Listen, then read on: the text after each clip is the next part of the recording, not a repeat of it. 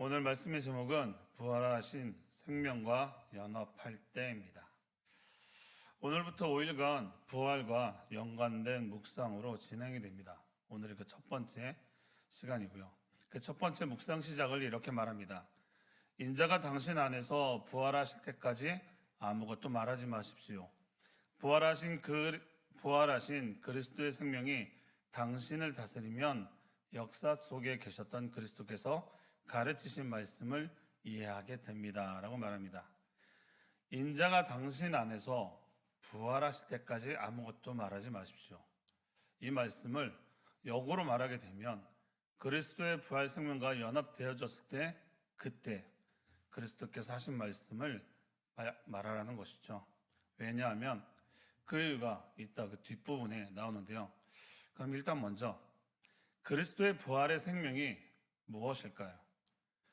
그리스도의 부활 생명이란 예수 그리스도께서 죽음을 이기시고 다시 살아나심으로써 우리에게 주신 새로운 생명을 의미합니다. 이 의미는 단순히 다시 살아난 것이 아니라 영원히 죽지 않은 생명이며 그 생명이 우리에게 임하는 것입니다. 라고 말합니다. 이 말씀은 우리가 많이 들었던 의미이기도 하죠. 그러면 이 부활 생명이 나에게 적용되어졌을 때 그럼 나에게 정말 부활 생명이 있는가라는 부분을 다시 한번 생각해 봐야 합니다. 저는 이 말씀을 생각을 하면서 나에게 부활 생명은 언제 있었지라는 생각이 들었습니다. 예전에는 제가 처음에 구원을 받고 그리고 그 생명이 저에게 왔다고 저에게 왔다라는 부분을 생각을 해보면 굉장히 기뻤던 적이 있었습니다. 아, 이제 내가 정말 하나님의 그리스도의 생명이 나에게 왔구나. 새로운 생명이 나에게 임하였구나. 그래서 굉장히 기뻐했던 기억이 있었습니다. 그런데 오늘 말씀을 준비하면서 그럼 그 말씀대로 내가 지금 살아가고 있는가? 그 부활 생명이 나에게 있는가? 난 정말 기쁜가? 라는 생각을 해봤을 때 그렇지 않았습니다. 뭔가 내 안에 어떤 신앙적인 타성이 젖어 있지 않았나 라는 생각이 많이 들더라고요. 그래서 말씀 한 구절을 찾게 됐습니다. 요한복음 11장 25절에서 26절을 찾게 됐는데 우리가 너무나 잘 아는 말씀이죠. 이 말씀 한번 제가 읽어드릴게요. 예수께서 이르시되 나는 부활이요 생명이니 나를 믿는 자는 죽어도 살겠고 무릇 살아서 나를 믿는 자는 영원히 죽지 아니하리라. 이것을 내가 믿느냐. 이 생명은 죄와 사망을 이기신 영원한 생명을 말하는 것이며 성령으로 사는 생명의 삶을 말합니다. 성령으로 사는 생명, 여러분은 어떤 사건이 혹시 생각이 나시나요? 저는 오순절 사건이 생각이 났습니다. 예수님의 제자들의 생명력 있는 말씀은 언제부터 시작되었는가? 오순절 성령 사건 이후에 그들의 말과 삶은 달라졌더라는 겁니다. 그들의 말에는 생명력이 있었고 그들의 삶에는 하나님의 기적이 나타났으며 그리스도의 증인된 삶을 살아가는데 두려움이 없었다는 겁니다. 다시 말해 우리의 말의 힘은 부활하신 그리스도의 생명이 다스릴 때 그 말씀들이 생명력이 있다는 것입니다. 성령님이 그 힘을 주시는 겁니다. 그래서 우리가 말씀 하나를 좀 찾았으면 좋겠습니다. 로마서 8장 11절과 14절입니다. 로마서 8장 11절 로마서 8장 11절과 14절입니다. 우리 다 찾았으면 우리 한 목소리로 합독하겠습니다. 예수를 죽은 자 가운데서 살리신 이의 영이 너희 안에 거하시면 그리스도 예수를 죽은 자 가운데서 살리신 이가 너희 안에 거하시는 그의 영으로 말미암아 너희 죽을 몸도 살리시리라. 14절 무릇 하나님의 영으로 인도하심을 받는 사람은 곧 하나님의 아들이라. 아멘. 그러면 나에게도 한번 질문을 해봐야겠죠. 여러분들에게도 한번 질문을 해봤으면 좋겠습니다. 나의 말은 생명력이 있는가? 성령의 인도하신 대로 살고 있는가? 그리스도의 생명과 연합되어 살고 있느냐는 겁니다. 그러면 그리스도의 생명과 연합되어 있다는 것을 우리가 어떻게 확인할 수 있을까요? 그것은 바로 삶입니다. 내가 지금 살아가고 있는 그 삶이 성령의 인도하심으로 성령님께 집중하며 묻고 살아가고 있는지, 또한 그 삶을 통하여 전하는 말씀에 생명력이 있느냐는 것이죠. 챔버스 목사님은 당신의 내면이 바르게 되면 예수님께서 하셨던 말씀들이 너무나 자명하게 되어 왜 전에는 그 말씀들이 보이지 않았는지 놀라게 됩니다 라고 말씀하십니다. 여러분도 이런 경험이 하신 적이 있지 않으신가요? 성경 말씀이 처음에 읽을 때는 나와 상관없는 말씀, 이스라엘의 역사, 예수님이라는 한 인물에 대한 그 스토리 정도로 이해되었다면 어느 순간부터는 그 말씀들이 나를 향해 있었고 예수님은 나의 죄 때문에 나를 살리시려고 이 땅에 오셨구나 라고 감격의 눈물과 회개를 하신 적이 있으시지 않으셨나요? 말씀이 이해되어지고 그 말씀대로 살려는 노력을 하면 나도 자연스럽게 그리스도와 연합되어지려고 바뀌게 됩니다. 그럼 그때 그 변화된 모습을 통해 하나님의 자녀의 모습으로 생명력 있는 말씀을 전할 수 있게 되는 것이죠. 사랑하는 성도 여러분, 오늘 묵상 표현에 이런 표현이 있습니다. 주님께서는 아무것도 숨기지 않으셨습니다. 이 표현이 혹시 이해가 되시나요? 성경에서 예수님이 말씀하시는 내용을 읽다 보면 어떻게 이렇게 말씀하시지? 왜 이런 삶을 사셔야 했어? 도대체 무슨 말씀을 하고 있는 거야? 라는 의문투성일 때가 많으셨죠. 그런데 주님께서는 아무것도 숨기지 않으셨다라는 겁니다. 단지 우리가 그 말씀을 깨달을 수 없는 상태였다라고 말하고 있습니다. 요한복음 16장 12절을 보면 이렇게 말씀하고 있습니다. 내가 아직도 너에게 이를 것이 많으나 지금은 너희가 감당하지 못하리라 라고 말씀하고 있습니다. 너희가 아직 감당할 상태가 안 되어졌다라는 것이죠.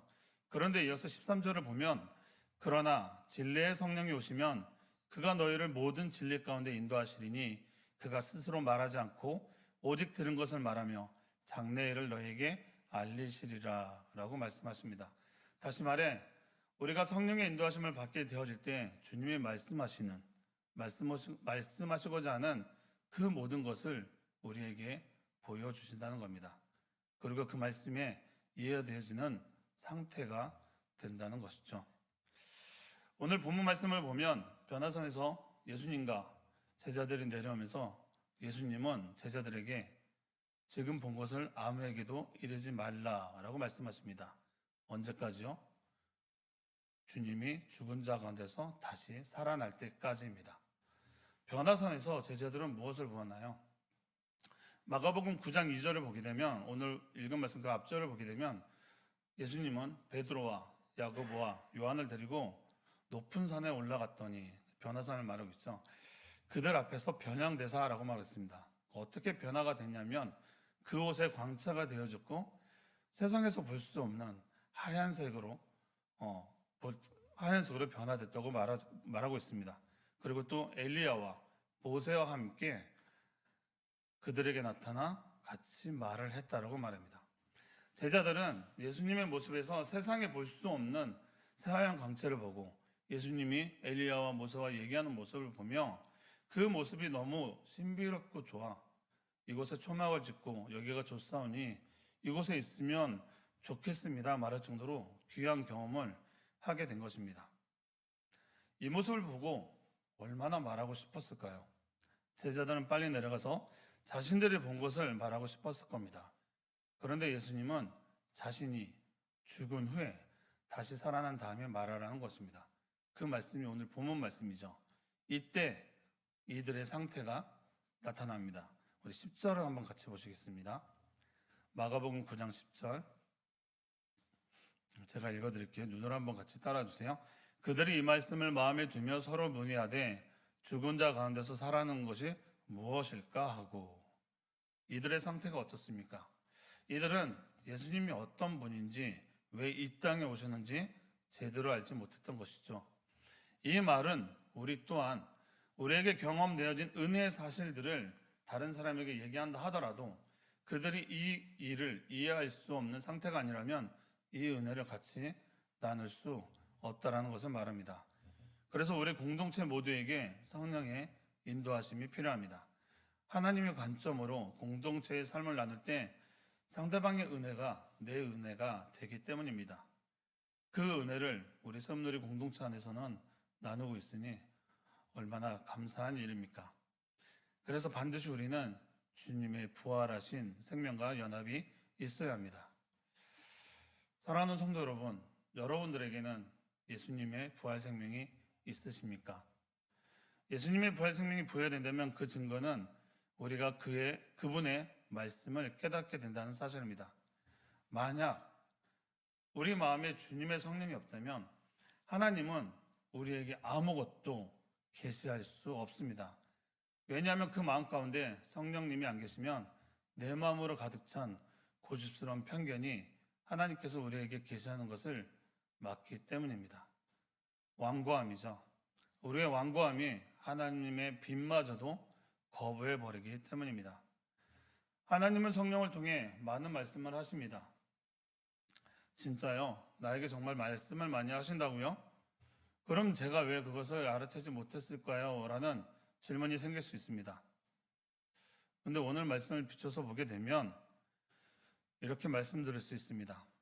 여러분 가운데 내 판단으로 이해되지 않는 명령들, 그 이해되지 않는 그 순종들, 그것이 하나님이 요구하시는 것일 수도 있다라는 겁니다. 혹시 내가 하나님의 명령에 내가 하기 쉬운 것만 편취해서 그 일들을 순종하고 있지는 않냐는 것을 묻고 있습니다. 제 신앙생활을 한번 돌이켜보면 그런 일들을 수없이 해오고 있었던 것이 생각이 나더라고요. 이해가 되는 순종에는 열심이고 적극적이었고, 이해되지 않고 이것이 무엇인가 판단이 안 될 때는 그 순종에, 그 명령에 거부했던 그런 신앙생활을 좀 돌이켜보게 되었습니다. 훈련이라고 생각하지만 어떻게 보면 굉장히 부끄러운 일이기도 했습니다. 챔버스 목사님은 마지막 부분에 다시 한번 말씀하십니다. 아무에게도 이르지 말라. 그럼에도 많은 사람들이 변화전에서 본 그 영광을 말합니다. 그들은 뭔가를 보았고 그래서 증거하지만 만일 그들의 삶이 주님을 드러내지 못한다면 인자께서 아직 그들 안에 부활하신 것이 아닙니다. 라고 말씀하십니다. 아무에게도 말하지 말라. 우리가 때로는 아무 말도 하지 않을 때가 은혜의 시간을 누릴 수도 있습니다. 왜냐하면 잠깐의 은혜를 경험했다고 자신이 변화된 것이라 착각할 수 있기 때문입니다. 그래서 자신이 경험한 은혜를 더 많이 나누고 싶고 더 많이 이야기하고 싶어서 증거하지만 받아들이는 사람들이 그 상태가 아니라면 그 은혜를 나눌 수 없기 때문입니다. 그러면 받아들이는 사람들이 잘못이지 않을까요? 라는 질문이 생길 수도 있겠죠. 그렇기 때문에 아무 말도 하지 말라는 것입니다. 그런데 오늘 묵상에서 말하고 싶은 건 이것보다 더 나아가 내 자신이 예수님을 만나고 예수님과 연합되어지는 삶을 살아가고 있다면 주변의 사람들은 말하지 않아도 여러분을 궁금해하고 여러분이 변화된 이유에 대해서 물어보게 될 것입니다. 그러면 상대편도 여러분이 전하려는 그 내용에 받아들일 상태가 되었다라는 것이죠. 그때 우리는 기도하고 부활의 예수님을 증거해야 하는 것입니다. 사랑하는 성도 여러분, 여러분은 예수님을 만나 여러분의 삶이 변했습니까? 주변 사람들이 궁금해할 정도로 변화되었습니까? 아니면 예수님을 믿는다 하니 의아한 표정으로 쳐다보고 있지는 않습니까? 말씀을 마무리하겠습니다. 이제 얼마 안 있으면 부활절입니다. 예수님의 부활이 믿어져야 합니다. 여러분 안에 예수님의 부활 생명이 임하여져야 합니다. 그 부활 생명이 나의 실제로 나타나야 합니다. 저도 여러분도 우리 공동체 모두에게 말이죠. 그래야 우리가 영원한 생명 가운데 들어가기 때문입니다. 오늘 아까 읽은 말씀을 다시 한번 읽어드리고 말씀을 마무리하겠습니다. 예수께서 이르시되 나는 부활이요 생명이니 나를 믿는 자는 죽어도 살겠고 무릇 살아서 나를 믿는 자는 영원히 죽지 아니하리니. 이 말씀을 기억하는 오늘 하루 되시기를 기도합니다. 기도하겠습니다.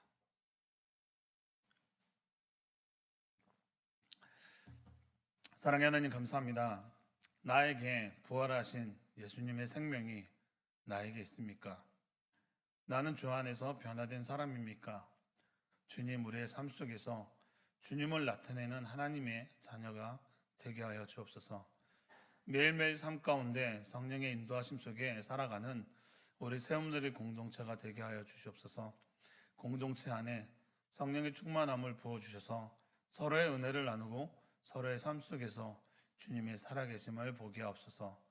우리가 함께 주님의 부활 생명으로 하나 되기를 원합니다. 예수님 이름으로 기도합니다. 아멘.